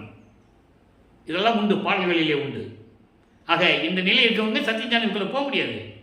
அவங்களுக்கு அப்படி கெய்யினா மக்கள் எப்படி இருக்கணும்னு அவர் சொல்கிறார்ல. இங்கே சத்தியஞான சபையை நிறுவி வடலூரில் கொலையும் புலையும் தவிர்த்தவர்கள் உள்ளே புகுதல் வேண்டும். ஏன்னா அவங்களுக்கே அந்த கெதிடா மக்களே, நீங்கள் இப்படி தான் இருக்கணும்னு சொல்கிறார். அந்த விளக்கத்தை நம்ம பின்னால் பார்ப்போம். இப்போது இந்த நிலையில் இருக்கும்போது மகனை வரவேற்கிறார். மகனை, வருக வருக மகனே, உன் வருகைக்காக நான் காத்து கொண்டிருக்கிறேன். இந்த ஆடைகளை எல்லாம் கலைந்து விட்டு முக்காடு போட்டு தானே போகிறாரு. அதனால தான் அங்கே சொல்லுவார், இந்த ஆடைகளை கலைந்து விட்டு புனித நீராடி புத்தாடை அணிந்து அணிகலன்களை எல்லாம் அணிந்து மங்கள கோலத்துடன் வருவாயாக. அதே மாதிரி தந்தையின் கட்டளையை ஏற்று அப்படி வருவார். அங்கே இருக்கின்ற சிங்காசனத்திலே அமர வைத்து தன் மகனுக்கு மணிமுடி சூட்டுகிறார். 2.5 நாளிகையில், அப்படின்னா 1 மணி நேரம் தான் பாக்கி இருக்கு. அதுக்குள்ளே எல்லாத்தையும் கொடுக்கணும் மகனுக்கு. மணிமுடி சூட்டி கையிலே பொற்காப்பு அணிகிறார். பொற்காப்பு என்பது இளவரசன் என்ற ஒரு அடையாளம். தந்தைக்கு பிறகு மகன் செயலாற்றக்கூடிய ஒரு அடையாளம் கையிலே அணிவது. அது உலகியலிலே உண்டு. நாட்டாமை ஜமீன்தார்கள்லாம் அவங்க வயதான காலம் இருந்தாலும் சரி, இறந்து போனாலும் சரி, அந்த காப்பை, நாட்டாமை போட்டிருக்கிற காப்பை மகனுக்கு கொடுத்துருவாங்க. இது உலகியலில் நடப்பது. அதே போல் அங்கேயும் நடக்குது. மகனே, சுத்த சன்மார்க்கத்தை பெற்றுக்கொள் என்று சொல்லி தன்னிடம் இருந்த சுத்த சன்மார்க்கத்தை மகனிடம் கொடுக்கிறார். இனிமேல் இது உன்மார்க்க மகனே என்று சொல்லுகிறார். சுத்த சன்மார்க்கத்தின் நெறிகளை என்பதை மகனுக்கு விளக்கம் கொடுக்கிறார். அதை எப்படியெல்லாம் கொடுத்தார் என்பதை நாம் ஏற்கனவே பாடல்களிலே பார்த்துவிட்டோம். அதன் பிறகு சாகா கல்வியை கற்றுக் கொடுக்கிறார். தந்தையிடம் கற்றுக்கொள்ளுகிறார். அதனுடைய விளக்கங்களை எல்லாம் பார்த்தோம். அதெல்லாம் யாருக்கும் கிடைக்காது. எல்லாம் அப்படியே கோபத்தோடு பார்த்துட்டு இருக்காங்க. கடவுளுக்கு ஓரமஞ்சனை இருக்குப்பா, மகனுக்கே கொடுத்துட்ருக்காரு. நமக்கெல்லாம் கொடுக்குறதில்ல. பிரம்மனும் திருமாலும் ருத்திரனும் இந்த இந்திரனும் புலம்புனதை கண்ணீர் விட்டு அழுதுறதெல்லாம் பாடலில் இருக்குது. நம்ம பார்த்தாச்சு எல்லாமே விளக்கத்தை. நாகாதிவனும் அயனும் மாலும் நறுமுறுமெனவே ஞான அமுதம் அளித்தாய் நானும் உண்டு துண்ணவே சாகா கலையை பயிற்று தந்த தயவை சாற்றலுக்கறிவு. நிறைய உண்டு, நிறைய பாடல்கள் உண்டு. ஆக அப்படி சாகா கல்வியை கற்றுக்கொள்ளுகிறார். இந்த பிரபஞ்சத்திலே சாகா கல்வியை கற்றுக்கொண்டது, இறைவனிடமிருந்து கற்றுக்கொண்டது நமது பிள்ளை பெருமான் ஒருவர் தான் என்பதை நான் பதிவு செய்ய கடமைப்பட்டிருக்கிறேன். சாகா கல்வி என்பது சுத்த சன்மார்க்கத்தினுடைய ஞானம், மெஞ்ஞானம், சுத்த சன்மார்க்க நெறிகளை கற்றுக்கொள்வது. அதை ஏற்கனவே ஒரு பதிவு போட்டிருக்கோம்.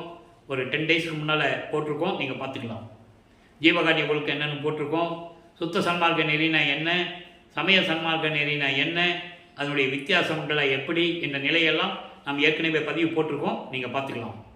அப்போ இந்த நிலையில் இருக்கும்போது எல்லாவற்றையும் பெற்றுக்கொண்டு தந்தையிடமிருந்து விடைபெற்று கொண்டு பூலோகத்துக்கு திரும்புகிறார் வல்லபெருமான் அவர்கள்.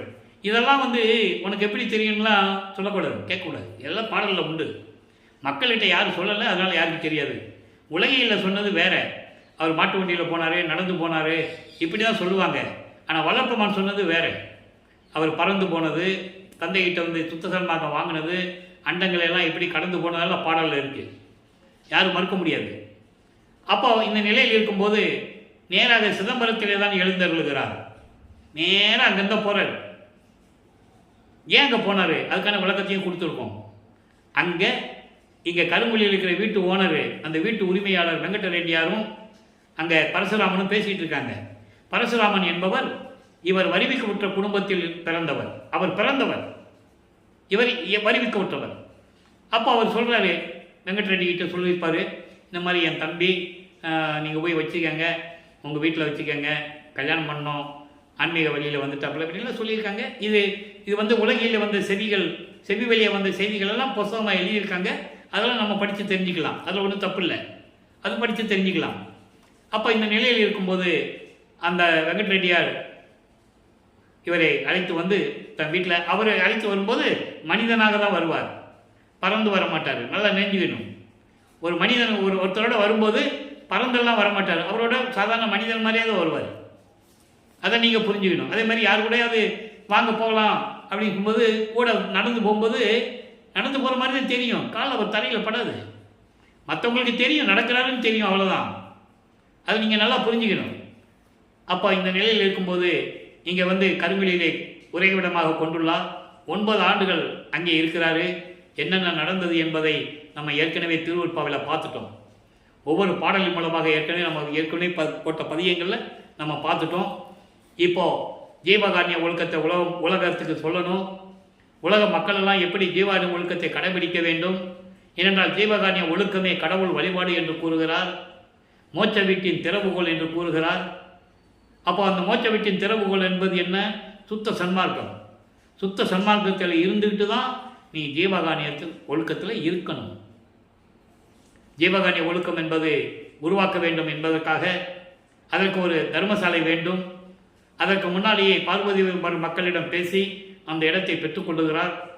எனவே கருமொழியிலிருந்து விடைபெற்று கொண்டு தான் இருந்த இடத்திற்கு தண்ணீரால் விளக்கரித்த இல்லம் என்ற ஒரு பெயரை ஏற்படுத்திவிட்டு, அதே இறைவனுடைய திருவிளையாடல் தான். அந்த வீட்டுக்காரம்மா முத்தையாளம்மா என்ன செம்புன்னு சொல்லி தண்ணி செம்பை வச்சுட்டாங்க, மறந்து போய் வச்சுட்டாங்க. அவன் நம்ம வைக்கும்போதே இவருக்கு தெரியும், அதில் தண்ணி செம்பு தான் இவருக்கு தெரியாதா? அப்போ அவர் எல்லா அருளையும் பெற்றவர். ஒளி உடம்பு, ஒரு உடம்பு எல்லா அருளையும் பெற்றவர். அண்டங்கள் எல்லாம் ஒரு நொடிப்பொழில் பறந்து கடந்து செல்லக்கூடியவர். இது வெளியே காட்ட முடியாது. ஏன்னா ஆண்டுகள் இருக்கும்போது தந்தனுடைய கட்டளைப்படி தான் அவர் நடக்கணும். ஏன்னா அவர் வேஷம் மட்டும்தான் போட சொல்லியிருக்காரு. அதுக்கான பாடல் உண்டு. நீ வேஷம் மட்டும்தான் போடணும், மீதியெல்லாம் நான் சொல்கிறதா நீ கேட்கணும்னு அருப்பஞ்சாண்டவர் ஏற்கனவே தன் மகனுக்கு இட்ட கட்டளை. அதனால தான் வேஷம் போட்டுட்டு இருக்காரு, யார்ட்டையும் சொல்லாமல். அப்போ இந்த நிலையில் இருக்கும்போது அந்த நிலையை ஏற்படுத்தி விட்டு இங்கே மக்களால் அதாவது பார்வதி மக்களால் அளிக்கப்பட்ட அந்த இடத்துல 23/5/1867 தர்மசாலையை நிறுவி அன்றைய அணி அழிப்பை மூட்டி உணவை சமைத்து பசியோடு வருகின்றவர்களுக்கு பசியை போக்கிக் கொண்டிருக்கிறார். நம்மளையெல்லாம் படைத்து காத்து கொண்டிருக்கின்ற இறைவன் அருப்பெருஞ்சோதி ஆண்டவராகிய வல்லத்தமானவர்கள். அவர் இறைவன். அந்த நிலையில் இருக்கும்போது இங்கே தர்மசாலையிலே ஜீவகாருண்ய ஒழுக்கத்தை போதிக்கிறார். பசி, பிணி, தாகம், இச்சை, எளிமை, பயம், கொலை, இந்த ஜீவகாருண்ய ஒழுக்கத்துடைய விளக்கங்களை நாம் ஏற்கனவே பதிவிட்டிருக்கிறோம். ஒரு 10 நாளைக்கு முன்னால் நீங்கள் பார்த்தீங்கன்னா நம்ம பதிவில் இருக்குது. ஜீவகாருண்ய ஒழுக்கம் என்ற தலைப்பிலே நம்ம பதிவு செஞ்சுருக்கோம். நீங்கள் விளக்கமாக பார்த்துக்கலாம். இந்த நிலை தொடர்ந்த பிறகு 1869ஆம் ஆண்டு கடலூரிலே மஞ்சக்குப்பம் கோர்ட்டிலே அந்த நீதிமன்றத்திலே எப்படி வழக்கு தொடரப்பட்டது என்பதையும், அந்த வழக்கை தொடர்ந்தவர் ஆறுமுக நாவலார் என்ற ஒரு புலவர் என்பதையும், அவர் அது எப்படி வழக்கு தொடர்ந்த மைய கருத்தையும் ஏற்கனவே விளக்கமாக பார்த்து விட்டோம். கடலூரிலே ராமலிங்கம் என்ற ஒருத்தர் அங்கே இருந்து கொண்டு பாடல்களை தவறாக எழுதி கொண்டு சமயங்களையும் மதங்களையும் ஜாதிகளையும் மார்க்கங்களையும் சாடிக்கொண்டிருக்கிறார், விமர்சித்து கொண்டிருக்கிறார். இது எங்களை போன்றவர்களுக்கு நெஞ்சம் புண்படுகிறது. நாங்கள் சமயங்களையும் மதங்களையும் மார்க்கங்களையும் சார்ந்தவர்கள். ஏற்கனவே நாங்கள் தேவாரம் திருவாசகம் படித்து கொண்டிருப்பவர்கள், அதை ஏற்றுக்கொண்டிருந்தவர்கள். இவர் இப்படியெல்லாம் பாடல்கள் இயற்றி கொண்டு அதை திருவற்பா என்று பெயரிட்டு கொண்டு திருமுறைகள் என்று சொல்லிக் கொண்டிருக்கிறார். அதை தடுக்க வேண்டும், திருவற்பாவை மறுப்பா என்று அறிவிக்க வேண்டும் என்ற வழக்கு. முத்துசாமியர் என்ற ஒரு வழக்கறிஞரை வைத்து வழக்கு தொடர்ந்து விட்டார். பிரிட்டிஷ்காரர் ஜட்ஜு வாதியிடம் விசாரணை முடிகிறது. பிரதிவாதி எங்கே என்று கேட்கிறார்கள். வல்லப்பம்மனை கேட்குறாங்க, எங்கே ராமலிங்கம் எங்கேன்னு கேட்குறாங்க. திடீரென்று எழுந்தருளுகிறார். அவர் நினைச்ச இடத்துல இருக்கிறவர். அங்கே விசாரணை நடக்கிறது. நீதிபதி திரும்புகிறார். இவர் காட்சி கொடுக்கிறார். நீதிபதி எந்திரிச்சு நிற்கிறார். நின்று தானே ஆகணும். காட்சி கொடுத்துட்டார்ல, எந்திரிச்சு நிற்கணும் இல்லை. உணர்கிறார். திருவற்பாவை மறுப்பாய் என்று அறிவிக்க முடியாது என்று சொல்லி தீர்ப்பளிக்கிறார். எந்திரிச்சு நின்றதுனால ஒன்றும் ஆகலை, அது வேற உலகியல் சார்ந்த விளக்கம். அதுக்குள்ளே நம்ம போக வேண்டாம், அது அப்படியே இருக்கட்டும். அப்போ இந்த நிலையில் இருக்கும்போது மறுபடியும் தர்மசாலையை வந்து அமரும்போது இங்கே என்ன நடந்தது? உத்தரஞான சிதம்பர மாலை உருவாச்சு, அதனுடைய விளக்கங்கள் எல்லாம் பார்த்தோம். சமாதி வற்புறுத்தல் உருவாச்சு பார்த்தோம். நடராஜபதி மாலை, சர்க்குருமணி மாலை எல்லா விளக்கங்களையும் பார்த்து விட்டோம். இப்போ நம்ம லைவில் இருக்கிறோம். வல்லப்பம்மன் அவர்கள் 48வது ஆண்டுக்குள்ளே இருக்கிறார். இப்போ என்ன நடந்தது என்பதை பாடலின் மூலமாக பார்த்து கொண்டிருக்கிறோம். மாயை வலிக்க அழுங்கள் என்ற பதிகம் 6ஆம் திருமுறை 8வது பதிகம், இன்னைக்கு 7வது பாடல். மாயை வலிக்க அழுங்கள் என்பது ஏற்கனவே சமயங்களிலும் மதங்களிலும் மார்க்கங்களிலும் இருந்தபோது தான் இருந்த நிலையையும் அந்த நிலைகளையெல்லாம் நீக்கி என்னை ஆட்கொண்டவர் இறைவன் என்ற நிலையையும் உலக மக்களுக்கு தெரியப்படுத்த வேண்டும். காரணம், ஏற்கனவே இன்னும் பேசிகிட்டு இருக்காங்க. அவரும் சிவபெருமானை கும்பிட்டாரு, நடராஜனை கும்பிட்டாரு, திருநீர் பூசிக்கிட்டு இருந்தார், புத்தராட்சி மாலையை போட்டுக்கிட்டு இருந்தார். அதனால் ஒன்றும் தப்பு இல்லை, சுத்த சன்மார்க்கத்தின்னு போட்டுக்கலாம், திருநீர் பூசிக்கலாம், இப்படிலாம் பேசிகிட்டு இருக்காங்க. திருநீர் பூசுறது தவறு இல்லை என்று அவர் சொல்லவில்லை, தவறு என்று சொல்லவில்லை. நல்லா கவனிக்கணும் நீங்கள். திருநீர் பூசுவது தவறு என்று சொல்லவில்லை. சமயங்களிலும் மார்க்கங்களிலும் அந்தந்த இந்து மதத்தில் இருக்கின்றவர்கள் பூசிக்கொள்ளலாம், தவறு இல்லை. ஆனால் சுத்த சன்மார்க்கத்திற்கென்று ஒரு நெறி இருக்கிறது. சுத்த சன்மார்க்கத்தின் முக்கிய தடை சைவ சமயம், வைஷ்ணவ சமயம். இப்படி சமயங்களும் மதங்களும் மார்க்கங்களும் சுத்த சன்மார்க்கத்திற்கு முக்கிய தடைகள், எதிரிகள் என்று சொல்லுகிறார். அப்படி இருக்கும்போது எப்படி திருநீர் பூசிட்டு இருப்பாரு? எப்படி பூச சொல்லியிருப்பாரு? சிந்திச்சு பார்க்கணும். இருக்கிறது, அதாவது எது வேணால் பேசலான்னு பேசிடக்கூடாது. திருவற்பாவிலே சில பாடல்களிலே சில வரிகள் உண்டு. அந்த வரிகளுடைய விளக்கம் இந்து மதத்தை சார்ந்ததுன்னு எடுத்துக்கூடக்கூடாது. பொடிமணின்னு சொல்லுவார். பொடிமணின்னு சொல்லுவது தங்கம் போன்று, தங்க துகள்கள் போன்று. பொடிமணி என்று சொல்லுவது சமயத்திலே திருநீர். பொடி அணியன் என்று சொல்லுவார். பொடி அணினா அங்கு திருநீர் பூசிக்கொள்வது. இங்கே பொடி அணி சிற்றம்பலத்திலே, பொடி அணி அம்பலத்திலே சொல்லும்போது தங்கம் போன்று, தங்க துகள் போன்று மின்னிக் கொண்டிருக்கின்ற உடம்பை உடையவன் என்று பொருள் எடுத்துக்கொள்ள வேண்டும். இவர் ஜோதி வடிவில் இருக்கிறார். எப்படி அந்த உடம்புல திருநீர் பூச முடியும்? அந்த லாஜிக்கை நீங்கள் பார்க்கணும், சிந்திச்சு பார்க்கணும். அதே மாதிரி ஒரு இடத்துல சொல்வார், நாத விபூதியனே என்று சொல்லுவார். நாத விபூதியனே என்பது நாத விந்து நிலைகள் இருக்கின்ற இறைவன். ஏன் விபூதியை கொண்டு முன்னால் போய் நாதம் போட்டாரு? சிந்திச்சு பார்க்கணும்ல. நாத விபூதியனை என்பது நாத விந்து நிலைகளை கடந்த இறைவன். ஒவ்வொரு எழுத்துக்கும் ஒவ்வொரு தமிழ் வேர்டுக்கும் அர்த்தங்கள் உண்டு. அதாவது சுத்த சன்மார்க்கத்துக்கு வந்துட்டா அந்த நோக்கத்தையே போகக்கூடாது. இப்படி நிறைய விளக்கங்கள் உண்டு. ஆக திருநீர் பூசுவது தவறில்லை. உடம்பு சரியில்லையா, ஒத்த தலைவலி வருதா, நெத்தியில தண்ணி கோர்த்துக்கிச்சா அதுக்குன்னு தனியாக வீட்டிலேயே தயாரிப்பாங்க. பசுமாட்டு சாணியை வச்சு இந்த விளக்கெண்ணெய் தயாரிக்கிறோம்ல, ஆமணுக்கு எண்ணெய், அந்த ஆமணுக்கு இலெல்லாம் போட்டு கிராமங்களில் தயாரிப்பாங்க. நானும் பார்த்துருக்கேன். அது எப்பயுமே வீட்டில் இருக்கும். குழந்தைகளுக்கு சளி பிடிச்சாலும் உடனே திரும்பி பூசிக்குவாங்க. பூசி விடுங்க, மறுநாள் சரியாயிடும். அது மருத்துவ குணம் கொண்டது, அதுக்கு தவறு இல்லை. இப்போ சுத்த சன்மார்க்கத்திற்கு தலையில் தண்ணி கோத்துக்கிடுச்சு, இந்த மருந்து தான் போடணும்னு சொன்னால் போட்டுக்கிறது தப்பு இல்லை. நல்லா புரிஞ்சுக்கணும். நீங்கள் இந்த பசுமாட்டை சாணியை எரித்து இதெல்லாம் ஒரு விபூதியாக்கி ஒரு விபூதியாக்கி அதை நெற்றில் பூசுகிறது தவறில்லை. அது நோயை போக்குவதற்காக. ஆனால் சுத்த சன்மார்க்கத்தின் அடையாளம் இல்லை. அங்கதான் பிரச்சனையே இருக்குது. அது சைவ சமயத்தின் அடையாளம். சுத்த சன்மார்க்கத்தின் அடையாளம்னு வரும்போது ஒண்ணுமே இல்லைன்னு அர்த்தம். இன்னும் நல்லா சொல்றேன், நல்லா புரிஞ்சுக்கங்க. திருநீர் பூசுவது தவறு இல்லை. எப்போ நீ சமயங்களிலும் மதங்களிலும் மருந்துகளும் நீ பூசிக்கலாம். தலைவலி வருது, அதுக்குன்னு ஒரு மருந்தை தயாரிக்கிறாங்க, அப்போ பூசிக்கலாம். ஆனால் சுத்த சன்மார்க்கத்திற்கு அடையாளம் இல்லை. அது அங்கதான் பிரச்சனையே இருக்கு. அதனால நண்பர்களே, தெளிவாக சொல்லியிருக்கார் வல்லப்பெருமான்.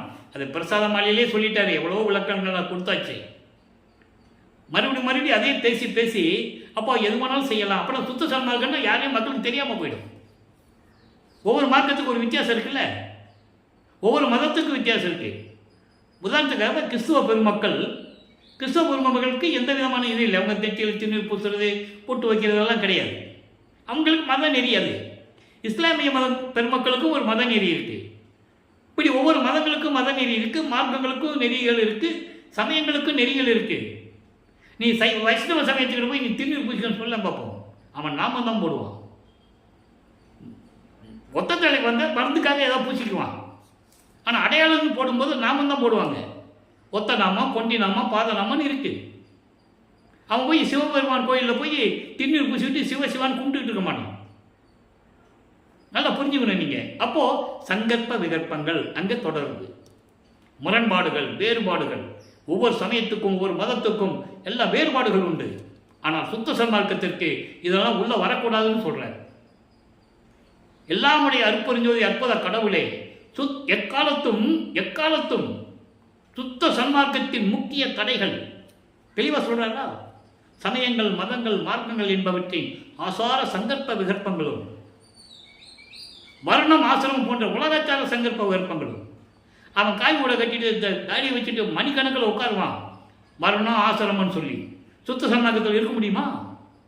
முடியாது. ஆக ஒவ்வொன்றுக்கும் ஒரு விளக்கங்கள் இருக்கிறது, அதை பண்ணி நடக்கணும். சுத்த சன்மார்க்கம்னா இப்படி தான் இருக்கணும்னு நிலை இருக்கு, அப்படி தான் இருக்கணும்.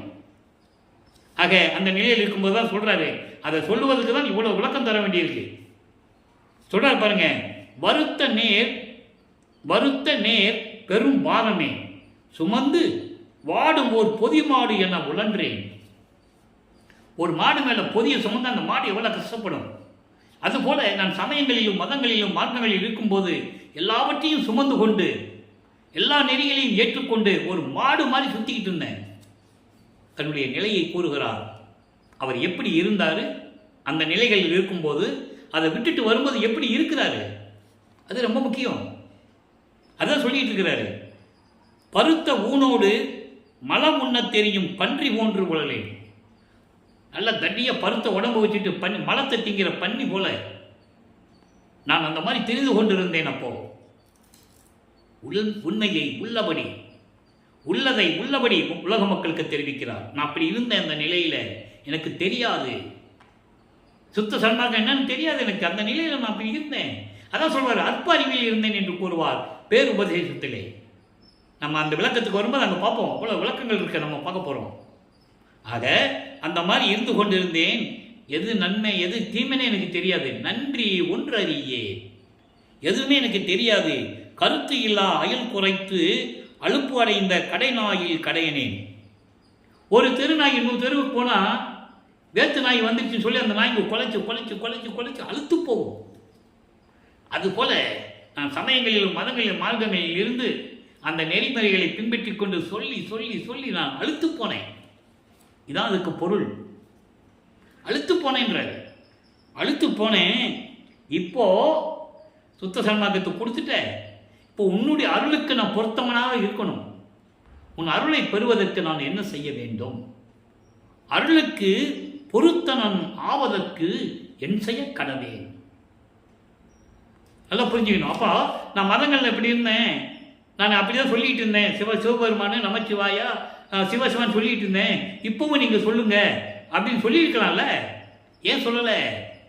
இங்கே அருப்பெருஞ்சோதி ஆதியும் மந்தமில்லா தோன்றிய இறைவன் சாதியும் மதமும் சமயமும் காணா ஆதி அனாதையாம் அருப்பெருஞ்சோதி.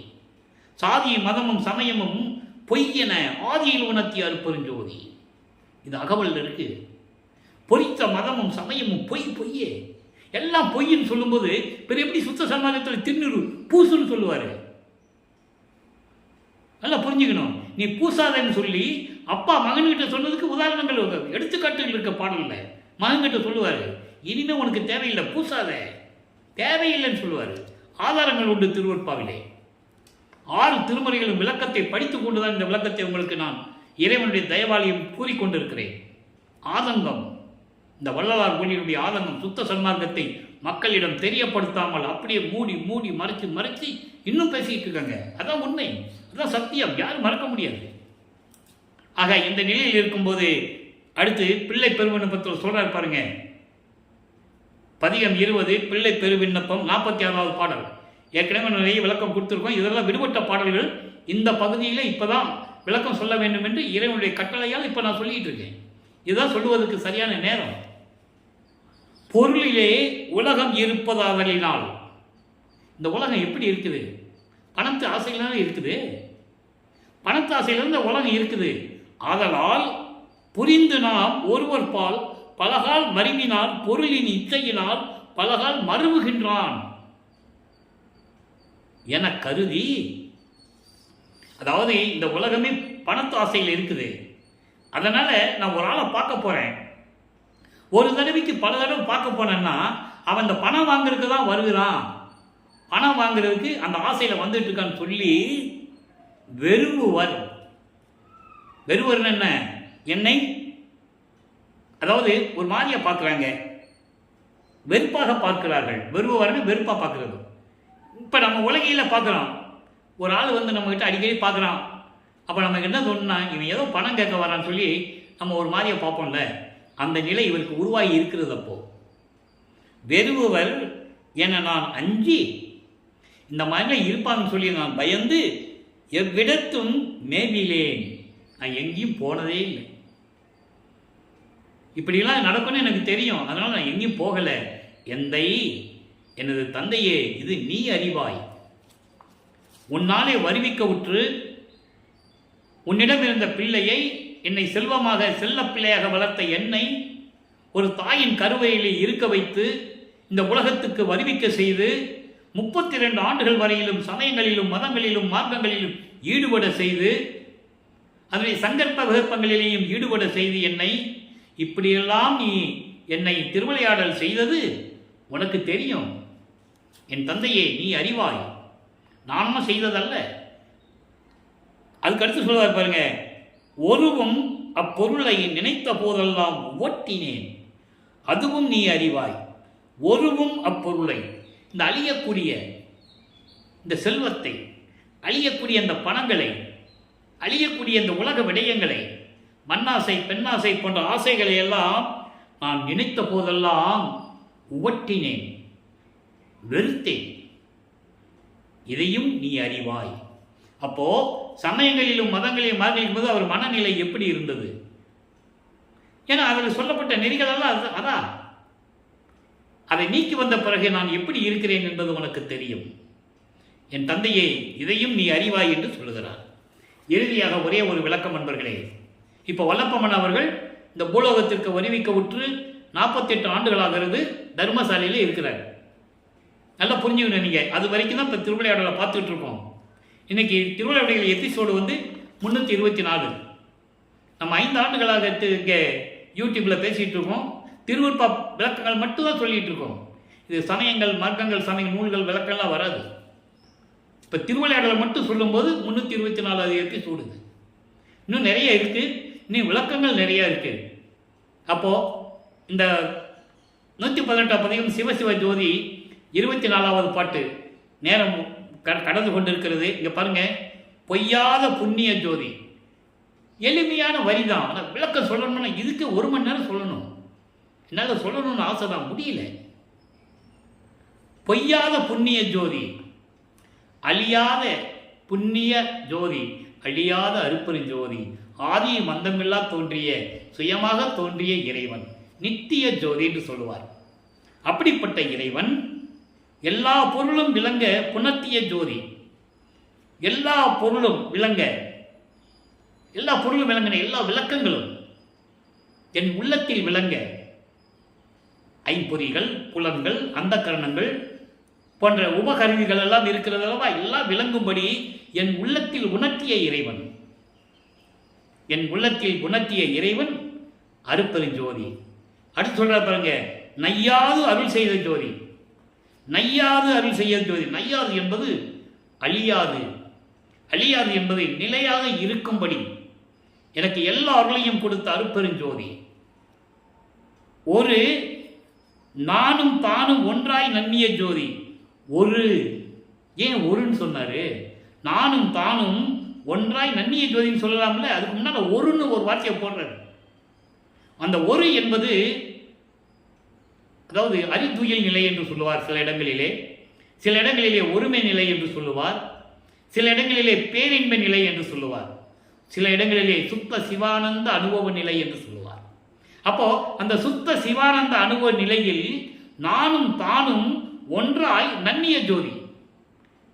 நான் அவர் ஒன்றுதான் சொல்றேன். அந்த பேரின்ப நிலையில், சுத்த சிவானந்த அனுபவ நிலையில் நானும் அவரும் ஒன்றாய் இருக்கின்ற, நாங்கள் 2 பேரும் ஒன்றாய் விளங்கி கொண்டிருக்கின்ற அருப்பெருஞ்சோதி. அப்படி என்னோடு பொருந்திய ஜோதி, என்னை அடைந்த ஜோதி. நன்னிய என்பது பொருந்திய ஜோதி என்று சொல்லலாம், என்னை அடைந்த ஜோதி என்றும் சொல்லலாம், என்னோடு கலந்த ஜோதி என்றும் சொல்லலாம். ஆக இறைவனுடைய திருவிளையாடல் எப்படி நடந்தது என்பதை ஒவ்வொரு பாடலின் விளக்கமாக நாம் பார்த்து கொண்டிருக்கிறோம். எனவே அன்பர்களே, நீங்களும் சுத்த சன்மார்க்கத்தில் இணைந்து ஒளி வழிபாடு செய்து ஜோதி வடிவில் இருக்கின்றார் இறைவன். சைவ நெறியில் இருந்து கொண்டு இந்த சைவங்களும் மதங்களும் மார்க்கங்களும் சொல்லப்பட்ட நெறிமுறைகளை கடைபிடிக்காமல் ஊதுவத்தி கொளுத்துறது, கற்பூரம் ஏற்றுறது, திண்ணூர் பூசுறது, பூ போடுறது, இதெல்லாம் சுத்த சன்மார்க்கத்துக்கு தேவையில்லை என்பதை தெளிவாக நமக்கு அருளி இருக்கிறார்கள்.